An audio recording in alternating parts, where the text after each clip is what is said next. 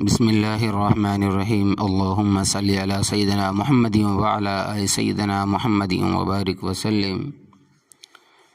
یہ درس سیرت النبی صلی اللہ علیہ وسلم ہے۔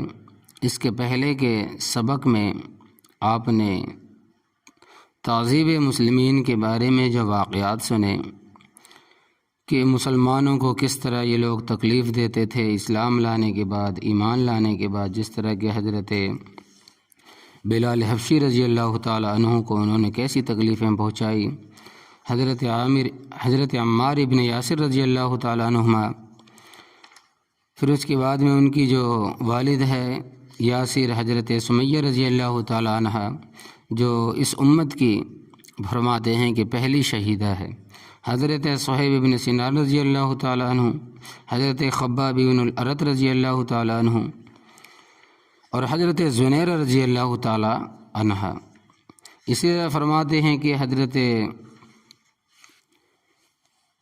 جو اور صحابی رسول ہے حضرت خباب رضی اللہ تعالی عنہ ہے، تو کس طرح تکلیفیں پہنچائی تھی۔ اب اس کے بعد میں جو درس شروع ہوتا ہے وہ معجزہ شق القمر، یعنی چاند کا دو ٹکڑے ہونا، یہ بہت بڑا معجزہ ہے۔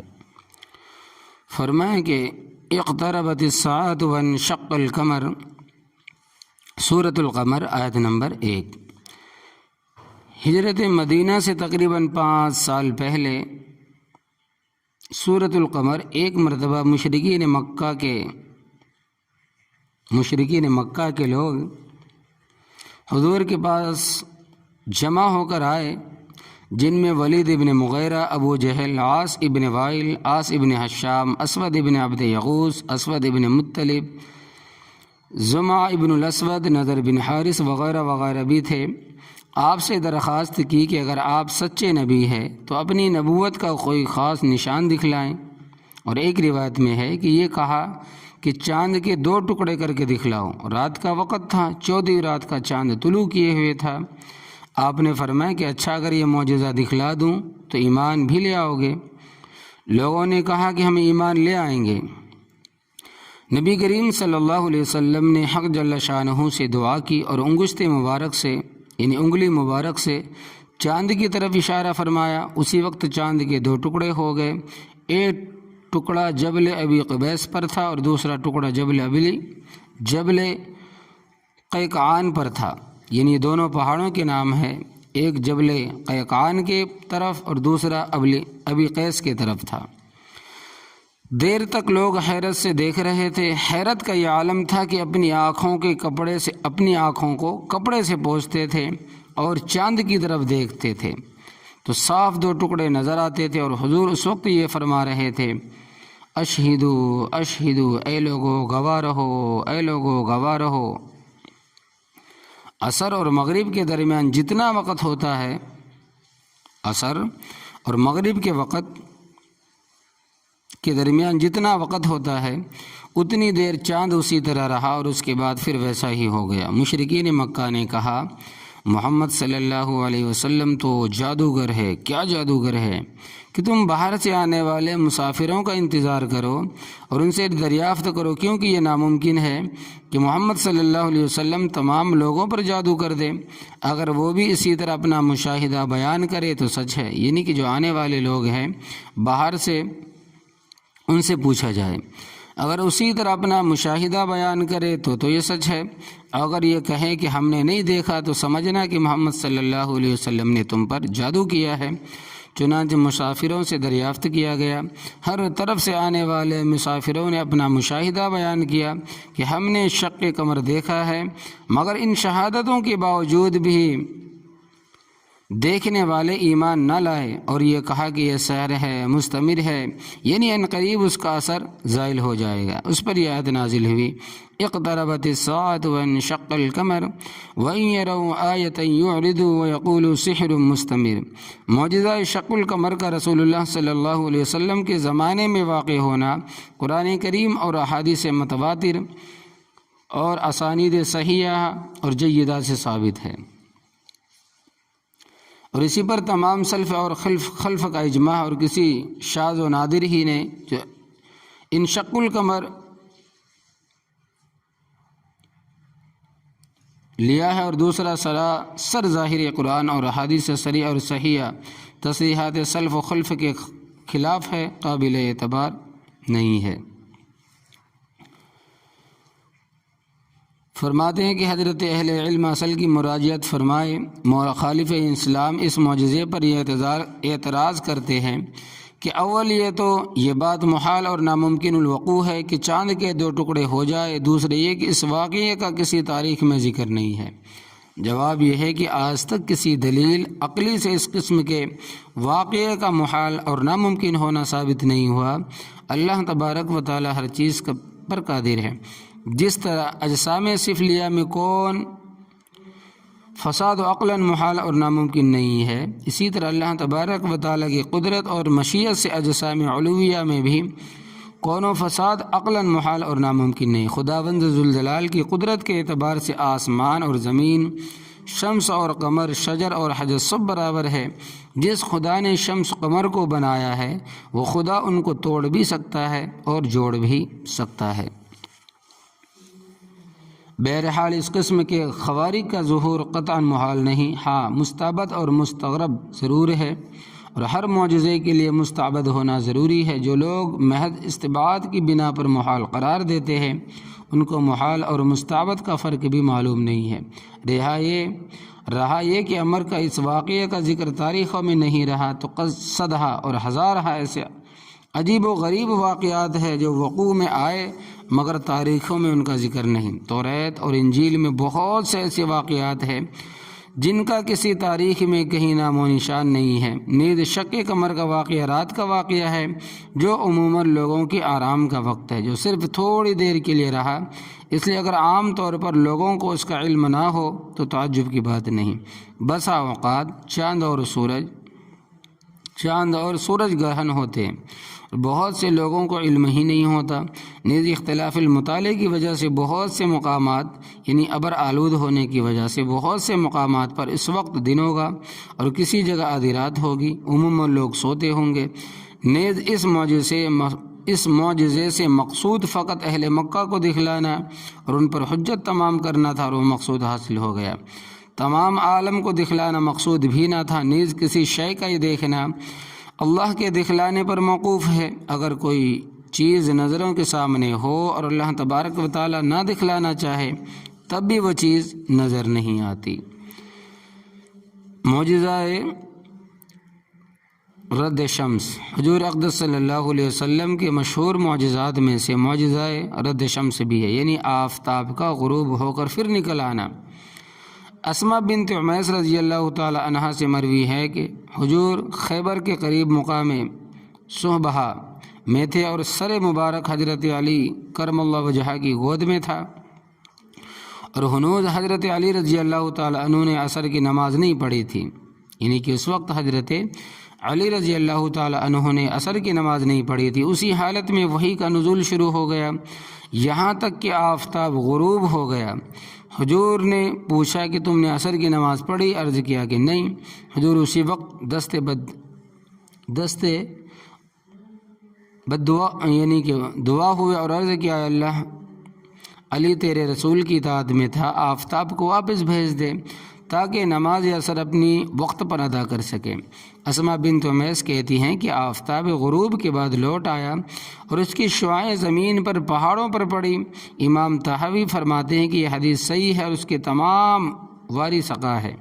ابن جوزی اور ابن تیمیہ نے اس حدیث کو موضوع اور بے اصل بتلایا ہے، اور شیخ جلال الدین سیتو رحمۃ اللہ علیہ نے اس حدیث کے بارے میں ایک مستقل رسالہ لکھا ہے اور اس کا نام کشف اللبس عن حدیث رد شمس رکھا، جس میں اس حدیث کے ترک اور اسانید پر کلام فرمایا ہے اور اس حدیث کا صحیح ہونا ثابت کیا، اور علامہ زرقانی نے بھی شرح مواہب میں اس حدیث کا صحیح اور مستند ہونا ثابت کیا ہے۔ معجزہ حبس شمس، بعض ضعیف روایتوں میں ہے کہ ایک مرتبہ حضور اقدس صلی اللہ علیہ وسلم کے لیے تھوڑی دیر واسطے آفتاب کی حرکت روک دی گئی، روایت محدثین کے نزدیک معتبر نہیں، چونکہ شق قمر، رد شمس اور حبس یہ تینوں معجزے متقارب تھے، اس لیے ہم نے ان تینوں کو ایک ہی سلسلے میں ذکر فرمایا۔ یہ معجزہ مکہ مکرمہ میں واقع ہوا۔ حضرت صلی اللہ علیہ وسلم جب معراج سے واپس آئے اور قریش کے سامنے اسراء معراج کی کیفیت بیان کی تو قریش نے بیت المقدس کی علامتیں دریافت کی اور آپ سے ایک قافلے کا حال پوچھا جو بغرض تجارت شام کی طرف گیا ہوا تھا، وہ قافلہ کب واپس آئے گا؟ آپ نے فرمایا کہ وہ قافلہ بدھ کے روز مکے میں داخل ہوگا۔ جب بدھ کا دن اخیر ہونے لگا، شام ہونے لگی تو کفار نے شور مچایا۔ اس وقت حضرت صلی اللہ علیہ وسلم نے دعا فرمائی، اللہ تبارک و تعالیٰ نے آفتاب کو اسی جگہ ٹھہرا دیا تھا یہاں تک کہ قافلہ آ گیا، اسی طرح اللہ تبارک و تعالیٰ نے آپ کی تصدیق ظاہر کی۔ ہجرت اولا بجانب حبشہ، یعنی کہ اب جو پہلی مرتبہ جو ہجرت کی ہے حبشہ کی طرف، فرماتے ہیں کہ مشرکین مکہ نے جب یہ دیکھا کہ دن بدن لوگ اسلام کے حلقے بغوش ہوتے جا رہے ہیں، روز بروز اسلام کا دائرہ وسیع ہوتا جاتا ہے، تو متفقہ طور پر مسلمانوں کی اذا رسانی پر آمادہ ہو گئے اور طرح طرح سے مسلمانوں کو ستانا شروع کیا تاکہ کسی طرح دین اسلام سے برگشتہ ہو جائے، پھر جائے۔ تو حضرت صلی اللہ علیہ وسلم نے ارشاد فرمایا کہ تم اللہ تبارک و تعالیٰ کی زمین پر کہیں چلے جاؤ، یقیناً اللہ تبارک و تعالیٰ تم سب کو عنقریب جمع کرے گا۔ صحابہ نے عرض کیا کہ کہاں جائے؟ آپ نے ملک حبشہ کی طرف اشارہ فرمایا اور یہ بھی فرمایا کہ وہاں ایک بادشاہ ہے جس کی کل مروں میں کوئی کسی پر ظلم نہیں کر سکتا، یعنی اس کی بادشاہی میں کوئی کسی پر ظلم نہیں کر سکتا۔ اس وقت حضرات صحابہ ظاہری اور جسمانی شدائد اور مصائب سے اکتا کر نہیں بلکہ کفر اور شرک کے فتنے سے گھبرا کر اپنے دین کو ایمان کے رہزنوں کی دست برو سے بچانے کے لیے اللہ تبارک و تعالیٰ کی طرف بھاگے تاکہ اطمینان کے ساتھ اپنے اللہ کا نام لے سکے۔ چنانچہ ماہ رجب سن 5 نبوی میں حضرات ذیل نے صحابہ کی جانب ہجرت فرمائی، یعنی جتنے بھی صحابہ تھے ان کے نام درج ہے۔ مرد میں حضرت عثمان بن عفان رضی اللہ تعالی عنہ، نمبر 2 حضرت عبد الرحمن بن عوف رضی اللہ تعالی عنہ، نمبر 3 زبیر ابن عوام رضی اللہ تعالی عنہ، نمبر 4 حضرت ابو حذیفہ بن عتبہ رضی اللہ تعالی عنہ، نمبر 5 مصعب بن عمیر رضی اللہ تعالی عنہ، نمبر 6 حضرت ابو سلمہ بن ابن عبد الاسد رضی اللہ تعالی عنہ، نمبر 9 سہیل ابن بیضاء رضی اللہ تعالی عنہ، نمبر 10 ابو صبرہ بن ابی رحم عامری رضی اللہ تعالی عنہ، نمبر 11 حاتب ابن عمرو رضی اللہ تعالی عنہ۔ عورتوں میں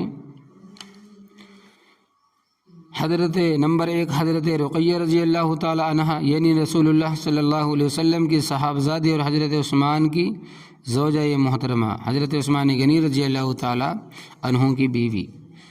نمبر 2 سہلہ بنت سہیل رضی اللہ تعالی عنہ اور ابو حذیفہ رضی اللہ تعالی عنہ کی بھی اور حضرت حذیفہ رضی اللہ تعالی عنہ کی بیوی۔ نمبر 3 ام سلمہ بنت ابی امیہ ابو سلمہ رضی اللہ تعالی عنہ کی بیوی، جو ابو سلمہ رضی اللہ تعالی عنہ کی وفات کے بعد رسول اللہ صلی اللہ علیہ وسلم کی زوجیت سے مشرف ہو کر ام المؤمنین کے لقب سے ملقب ہوئی۔ نمبر 4 لیلہ بنت ابی حشمہ رضی اللہ تعالی عنہ عامر ابن ربیعہ کی بیوی۔ نمبر 5 ام کلثوم بنت سہیل بن عمرو رضی اللہ تعالی عنہ ابو صبرہ کی بیوی۔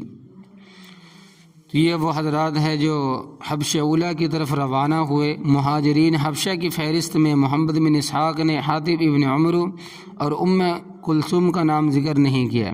امام حافظ ابن سید الناس نے عیون الاثر میں ذکر کیے۔ واقدی نے عبداللہ ابن مسعود کا نام بھی ذکر کیا ہے۔ حافظ عسقلانی فرماتے ہیں کہ صحیح یہ ہے کہ عبداللہ ابن مسعود حبشہ کی پہلی ہجرت میں شریک نہ تھے بلکہ دوسری ہجرت میں شریک تھے، جیسا کہ ہم عنقریب ذکر کریں گے۔ اور محمد بن اسحاق بھی یہی فرماتے ہیں کہ عبداللہ ابن مسعود حبشہ کی پہلی ہجرت میں شریک نہ تھے بلکہ دوسری ہجرت میں تھے۔ اور مسند احمد کے ایک حسن الاسناد روایت سے بھی یہی معلوم ہوتا ہے۔ 11 مرد اور 5 عورتیں چھپ کر روانہ ہوئے، بعض سوار تھے بعض پیادہ۔ حسن اتفاق سے جب بندرگاہ پر پہنچے تو 2 تجارتی کشتیاں حبشہ جانے والی تیار تھی، 5 درہم لے کر ان سب کو سوار کر لیا۔ مشرکین مکہ کو جب خبر ہوئی تو آدمی دوڑائے، جب یہ بندرگاہ پر پہنچے تو کشتیاں پہلے ہی روانہ ہو چکی تھی۔ حافظ عسقلانی فرماتے ہیں کہ حضرات جدہ کے ساحل سے سوار ہوئے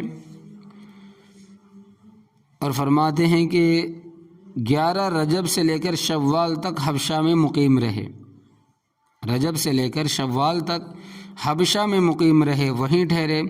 شوال میں یہ خبر سن کر اہل مکہ مسلمان ہو گئے، حبشہ سے مکہ واپس آ گئے۔ مکہ کے قریب پہنچ کر معلوم ہوا کہ یہ خبر غلط ہے، اب یہ لوگ سخت کشمکش میں پڑے، لہٰذا کوئی چھپ کر کوئی کسی کی پناہ لے کر مکہ میں داخل ہوا۔ اب یہ ہجرت ثانیہ بجانب حبشہ، یہ دوسری ہجرت ہے حبشہ کی طرف۔ پھر اب مشرکین مکہ نے پہلے سے زیادہ ستانا شروع کیا، اس لیے رسول اللہ صلی اللہ علیہ وسلم نے دوبارہ حبشہ کی طرف ہجرت کی اجازت دی۔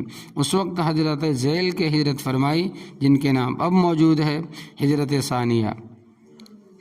مردوں میں حضرت عثمان بن عفان رضی اللہ تعالیٰ عنہ، نمبر 2 جعفر ابن ابی طالب رضی اللہ تعالیٰ عنہ، نمبر 3 عمر بن سعید بن العاص رضی اللہ تعالیٰ عنہ، نمبر 4 خالد بن سعید بن العاص رضی اللہ تعالیٰ عنہ، عمرو بن سعید کے بھائی، نمبر 5 عبداللہ ابن حجش رضی اللہ تعالیٰ عنہ، نمبر 6 عبید اللہ ابن حجج جو حبشہ جا کر نصرانی ہو گئے اور نصرانیت ہی پر مرے، نمبر 7 قیس ابن العبداللہ، نمبر 8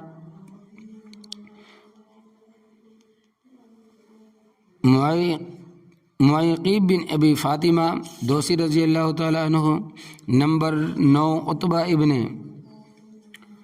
غزوان، زبیر ابن العوام، ابو حذیفہ ابن عتیبہ رضی اللہ تعالیٰ عنہ، اسود ابن نوفل، یزید ابن زمعہ، عمر بن امیہ رضی اللہ تعالیٰ عنہ، طلیب ابن عمیر، مصعب ابن عمیر، صویبت ابن صادر، جہم ابن قیس، عمر ابن جہم رضی اللہ تعالیٰ عنہ، خزیمہ ابن جہم رضی اللہ تعالیٰ عنہ، ابو الروم بن عمیر، فراس ابن النظر، عبد الرحمن بن عوف، عامر ابن وقاص، مطلب ابن اظہر، عبداللہ ابن مسعود، عتبہ ابن مسعود، یہ عبداللہ ابن مسعود رضی اللہ تعالیٰ عنہ کے بھائی ہے، مقداد ابن عمرو، حارث ابن خالد، عمر ابن عثمان، ابو سلمہ ابن عبد الاسد، شماس رضی اللہ تعالیٰ عنہ، حبار ابن الاسد، عبداللہ ابن سفیان، حشام ابن ابی حذیفہ، سلمہ ابن حشام، عیاش ابن ابی ربیعہ،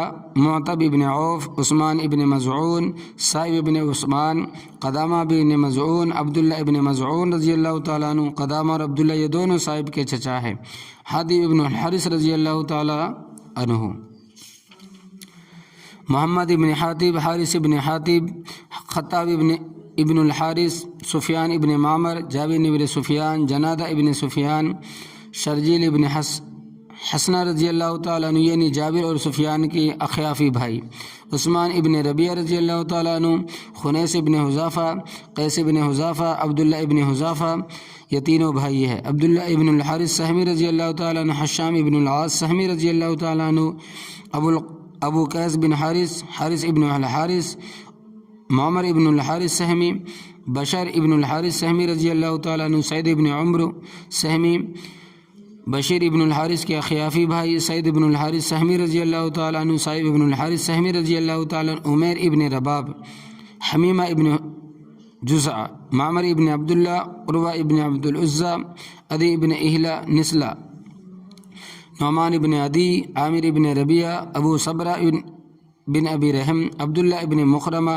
عبداللہ ابن سہیل، سلیط ابن عمرو، سکران ابن عمرو، مالک بن ابی ربیعہ رضی اللہ تعالیٰ عنہ، حاتم بن عمرو رضی اللہ تعالیٰ عنہ، سعد ابن خولہ، ابو عبیدہ ابن الجراح، سہیل ابن بیضہ، عمر ابن ابی سرح، عیاض ابن زہیرہ، عمر ابن الحارث، عثمان ابن عبد غنم، سعد ابن ابی قیس، حارث ابن عبد قیس رضی اللہ تعالیٰ عنہ۔ یہ تقریباً فرماتے ہیں کہ 86 صحابہ کرام رضی اللہ تعالیٰ عنہ. اب عورتوں میں دیکھیں کہ کتنے ہیں کہ عورتیں ماں رقیہ بنت رسول اللہ صلی اللہ علیہ وسلم، اسماء بنت امیس رضی اللہ تعالیٰ عنہ، حضرت جعفر کی بیوی جن کے بطن سے عبداللہ ابن جعفر رضی اللہ تعالیٰ عنہ حبشہ میں جا کر پیدا ہوئے. نمبر 3 فاطمہ بنت صفوان رضی اللہ تعالیٰ عنہ جو زوجہ میں عمر بن سعید رضی اللہ تعالیٰ عنہ کے. امینہ بنت خلف رضی اللہ تعالیٰ عنہ جو زوجہ خالد رضی اللہ تعالیٰ عنہ ہے. حبیبہ بنت ابی سفیان رضی اللہ تعالیٰ عنہ جوزہ عبید اللہ ابن وفات عبید اللہ ابن حجش رسول اللہ صلی اللہ علیہ وسلم کی جوزیت میں آئی. حبیبہ برکہ بنت یسار رضی اللہ تعالیٰ عنہ جوزہ قیس، جوزہ حرملہ بنت عبد الاسد اسود رضی اللہ تعالیٰ عنہ، ماں بیوی رملہ بنت عوف رضی اللہ تعالیٰ عنہ. نمبر 9 ریتا بنت حارث بن جبلہ جن سے ارض حبشہ میں موسیٰ اور عائشہ اور زینب اور فاطمہ پیدا ہوئے. ماں زوجہ سلمہ رضی اللہ تعالیٰ عنہ جن سے حبشہ میں زینب پیدا ہوئے جو ابو سلمہ کی وفات کے بعد رسول اللہ صلی اللہ علیہ وسلم کی ربیبہ کہلائی. حاتب ابن الحارث ماں بیوی فاطمہ بنت مجلل رضی اللہ تعالیٰ عنہ. خطاب ابن الحارث خطاب ابن حلائس ماں بیوی یعنی کہ دونوں. فقیہ بنت یسار رضی اللہ تعالیٰ عنہ سفیان کی بیوی حسنہ رضی اللہ تعالیٰ عنہ. ابو صبرہ بن ابی رحم کی بیوی کلثوم بنت سہیل رضی اللہ تعالیٰ عنہ. سقران کی بیوی سودا بنت زمعہ رضی اللہ تعالیٰ عنہ. مالک بن ربیہ رضی اللہ تعالیٰ عنہ کی بیوی عمرہ بنت سعودی رضی اللہ تعالیٰ عنہ. تو یہ عورتوں میں سے تقریباً 16 صحابیات نے ہجرت حبشہ کا ثانیہ کا سفر کیا ہے. ابن حشام نے مہاجرین حبشہ کے اسماء گرامی ماسناب و قبائل نہایت تفصیل سے ذکر کیے ہیں. عمار ابن یاسر رضی اللہ تعالیٰ عنہ کے بارے میں علماء سیر کا اختلاف ہے کہ وہ مہاجرین حبشہ میں تھے یا نہیں. محمد ابن اسحاق نے مہاجرین حبشہ میں ابو موسیٰ اشعری رضی اللہ تعالیٰ عنہ کا اسم مبارک میں ذکر کیا. واقدی اور دیگر علماء اس کے منکر ہے. بعض علماء نے یہاں تک کہہ دیا کہ محمد ابن اسحاق جیسے امام پر اس کا مخفی رہنا نہایت مستعبد ہے.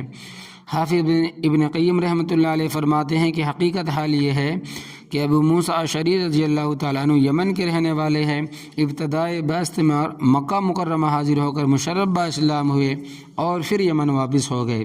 اور جب حضرت جعفر رضی اللہ تعالیٰ عنہ اور دیگر صحابہ کرام رضی اللہ عنہم کا ہجرت کر کے حبشہ آنا معلوم ہوا، چونکہ حبشہ یمن سے قریب تھا اس لیے ابو موسیٰ یمن سے ہجرت فرما کر حبشہ چلے آئے اور وہیں مقیم رہے.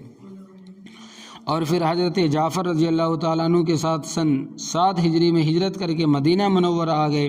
چونکہ ابو موسیٰ اشعری رضی اللہ تعالیٰ عنہ نے بھی حبشہ کی طرف ہجرت فرمائی، اگرچہ وہ ہجرت مکہ سے نہ تھی بلکہ یمن سے تھی. اس لیے محمد ابن اسحاق نے ابو موسیٰ اشعری رضی اللہ تعالیٰ عنہ کو بمانے مہاجرین حبشہ کی فہرست میں ذکر کر دیا. جن لوگوں نے حبشہ کی طرف ہجرت فرمائی اور خواہ و مکہ سے ہو یا یمن سے ہو یا کسی اور مقام سے، ان میں ابو موسیٰ اشعری رضی اللہ تعالیٰ عنہ بھی شامل ہے. ہاں اگر محمد ابن اسحاق یہ فرماتے کہ ابو موسیٰ اشعری رضی اللہ تعالیٰ عنہ نے مکہ سے حبشہ کی طرف ہجرت کی ہے تو بے شک قابل رشک انکار تھا.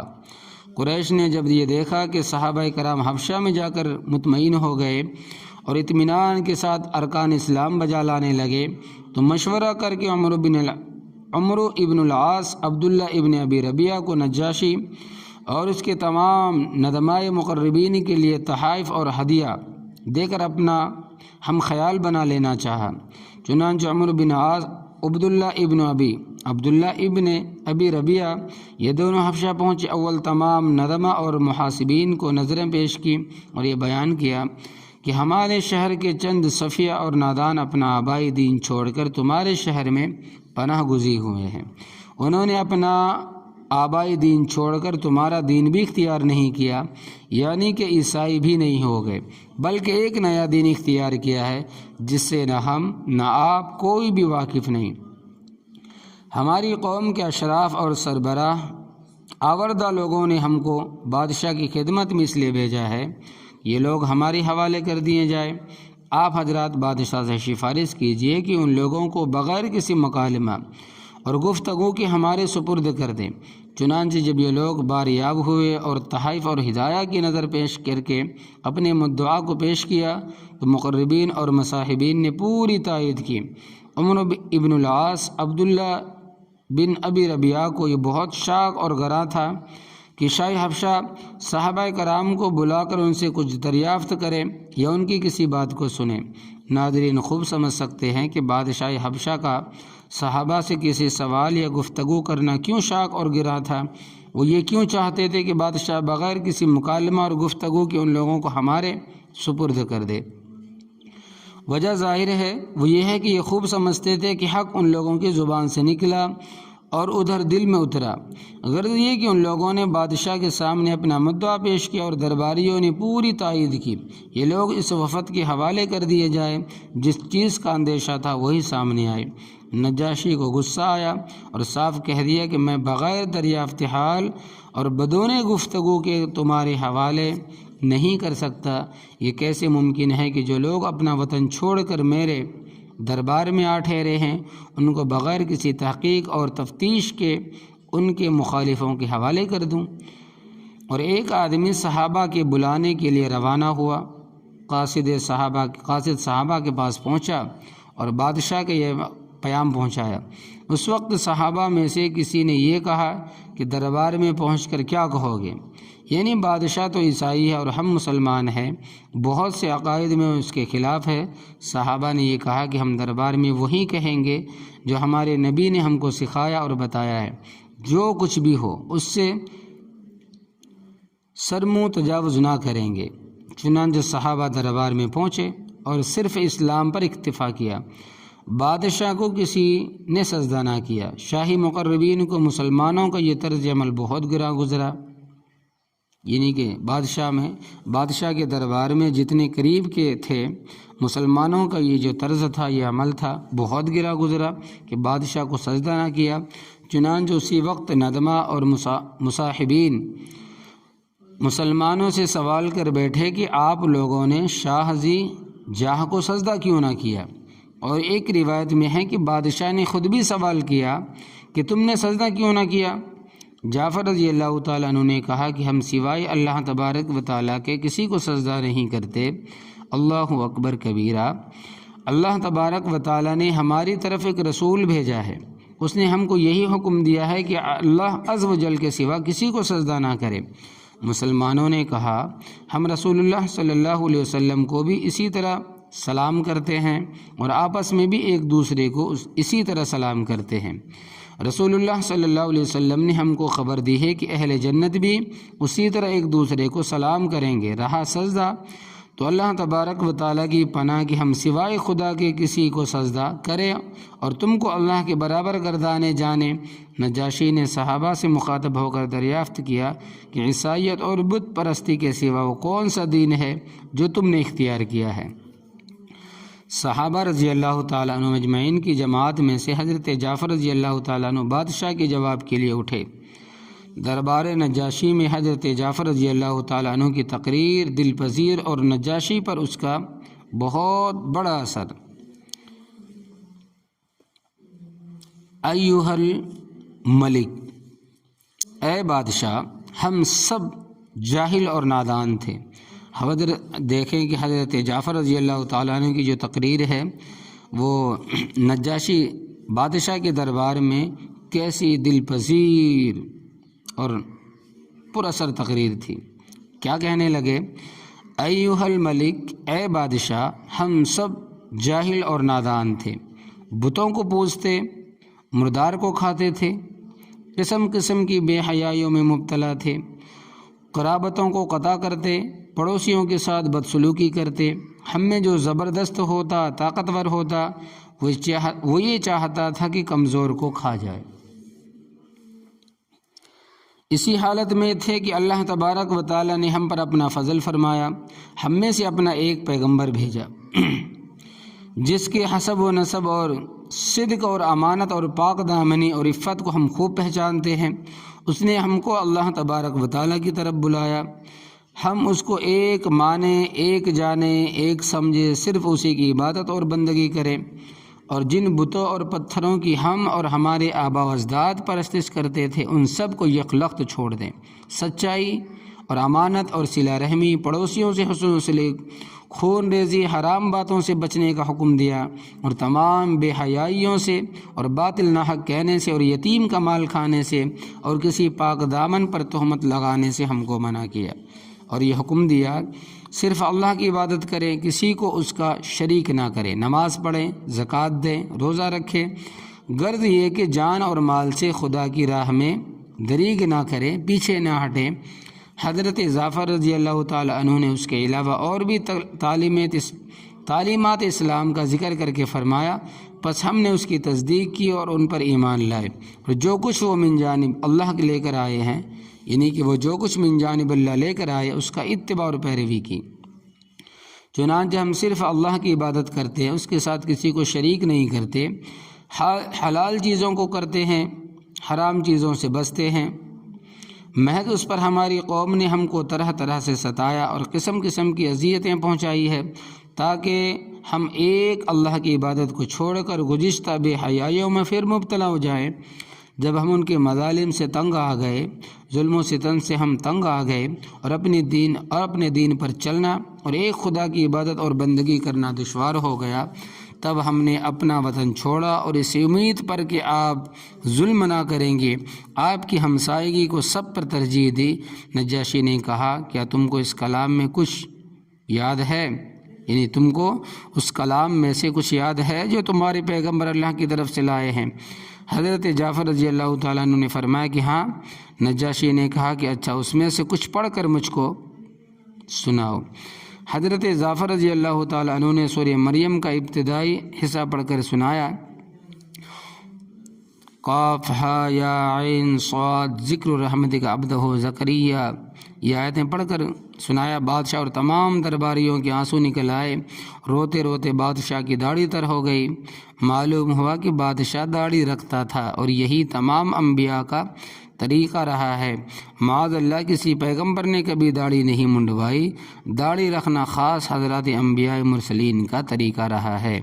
حضرت جعفر رضی اللہ تعالیٰ عنہ نے جب تلاوت ختم کر دی تو نجاشی نے کہا کہ یہ کلام اور وہ کلام جو حضرت عیسیٰ علیہ السلام لے کر آئے، دونوں ایک ہی شمعدان سے نکلے ہوئے ہیں، ایک ہی روشندان سے نکلے ہوئے ہیں۔ تو قریش کے وفد سے صاف طور پر کہہ دیا کہ میں ان لوگوں کو ہرگز تمہارے سپرد نہ کروں گا، اور نہ اس کا کوئی امکان ہے۔ جب عمرو بن عاص اور عبداللہ بن ابی ربیعہ اس طرح بادشاہ کے دربار سے بے نیل و مرام باہر نکلے تو عمرو بن عاص نے کہا کہ میں کل بادشاہ کے سامنے ایسی بات کہوں گا جس سے وہ ان لوگوں کو بالکل نیست و نابود ہی کر دے گا۔ عبداللہ ابن ابی رباح نے کہا، ایسا ہرگز نہ کرنا، ان لوگوں سے ہماری قرابتیں ہیں، یہ ہمارے عزیز اور رشتہ دار ہے، اگرچہ مذہباً ہمارے مخالف ہے۔ مگر عمرو بن عاص نے ایک ہی نہ سنی۔ اگلا روز ہوا کہ عمرو بن عاص نے نجاشی سے کہا کہ اے بادشاہ، یہ لوگ حضرت عیسیٰ علیہ السلام کی شان میں بہت سی سخت بات کہتے ہیں۔ نجاشی نے صحابہ کو بلا بھیجا۔ اس وقت صحابہ کو بہت تشویش ہوئی۔ جماعت میں سے کسی نے کہا کہ بادشاہ سے حضرت عیسیٰ علیہ السلام کے بارے میں کیا کہو گے؟ اس پر سب نے متفقہ طور پر کہا، خدا کی قسم ہم وہی کہیں گے جو اللہ نے اور اس کے رسول نے کہا ہے، جو کچھ بھی ہو ذرہ برابر اس کے خلاف نہ کہیں گے۔ دربار میں پہنچے، نجاشی نے مسلمانوں سے مخاطب ہو کر دریافت کیا کہ تم لوگ حضرت عیسیٰ علیہ السلام کے بارے میں کیا کہتے ہو؟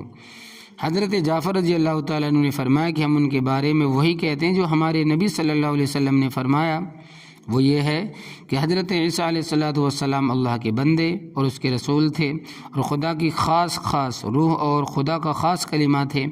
نجاشی نے زمین پر سے ایک تنکا اٹھا کر یہ کہا کہ خدا کی قسم مسلمانوں نے جو کہا ہے، حضرت عیسیٰ علیہ السلام اس سے ایک تنکے کی مقدار بھی زائد نہیں ہے۔ اس پر درباریوں نے بہت ناک بو چڑھائی، مگر نجاشی نے ذرہ برابر پرواہ نہ کی اور صاف کہہ دیا، تم کتنا ہی ناک بھون چڑھاؤ مگر حقیقت یہی ہے۔ اور مسلمانوں سے کہا، تم امن سے رہو، ایک سونے کا پہاڑ لے کر بھی تم کو ستانا پسند نہیں کرتا۔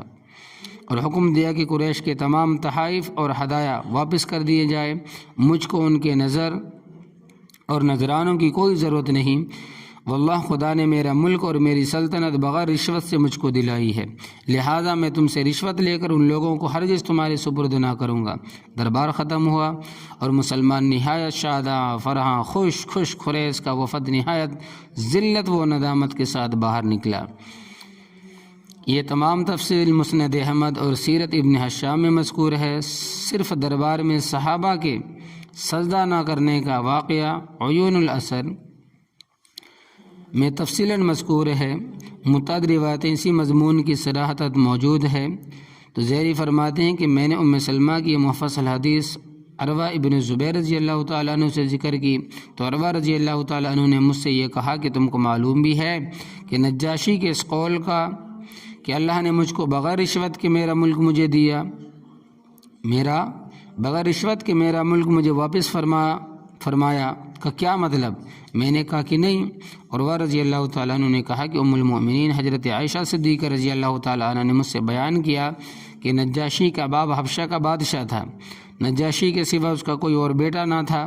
بادشاہ کے بھائی یعنی نجاشی کے چچا کے 12 لڑکے تھے۔ ایک مرتبہ اہل حبشہ کو یہ خیال پیدا ہوا کہ نجاشی تو اپنے باپ کا ایک ہی بیٹا ہے اور بادشاہ کا بھائی کثیر الاولاد ہے، اس لیے بادشاہ کو قتل کر کے بادشاہ کے بھائی یعنی نجاشی کے چچا کو بادشاہ بنا لینا چاہیے تاکہ زمانہ دراز تک اسی خاندان میں بادشاہت کا سلسلہ قائم رہے۔ چنانچہ بادشاہ کو قتل کر کے بادشاہ کے بھائی کو بادشاہ بنا لیا اور نجاشی اپنے چچا کی تربیت میں آ گیا۔ نجاشی نہایت ہوشیار اور سمجھدار تھا، اسی وجہ سے چچا کی نظر میں جو نجاشی کی وقت تھی وہ کسی کی نہ تھی۔ نوبت یہاں تک پہنچی کہ بادشاہ کے ہر کام میں نجاشی ہی دخیل نظر آنے لگا۔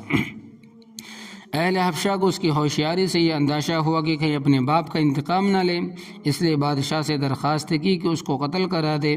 بادشاہ نے کہا کہ کل تو تم نے اس کے باپ کو قتل کیا اور آج اس کے بیٹے کو قتل کرنا چاہتے ہو، مجھ سے یہ ناممکن ہے۔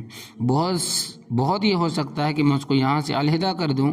لوگوں نے اس کے منظور کیا اور نجاشی کو بادشاہ سے لے کر ایک تاجر کے ہاتھ 600 درہم میں فروخت کر ڈالا۔ تاجر نجاشی کو لے کر روانہ ہوا۔ شام ہی کو یہ واقعہ پیش آیا، بادشاہ پر بجلی گرتے ہی مر گیا۔ اب لوگوں میں ہلچل پڑی کہ کس کو بادشاہ بنائیں۔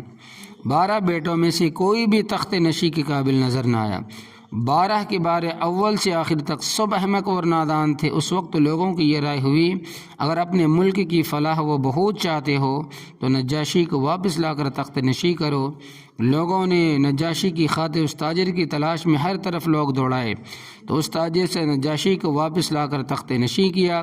تخت نشی کے بعد وہ تاجر آیا اور زر سمن کا مطالبہ کیا، یعنی سونے چاندی کا مطالبہ کیا۔ نجاشی نے اس کے 600 درہم واپس دیے۔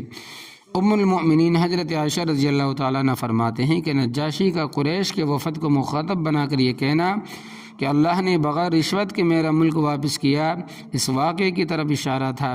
نجاشی کے اس اعلان کے بعد مہاجرین اطمینان کے ساتھ حبشہ میں مقیم رہے۔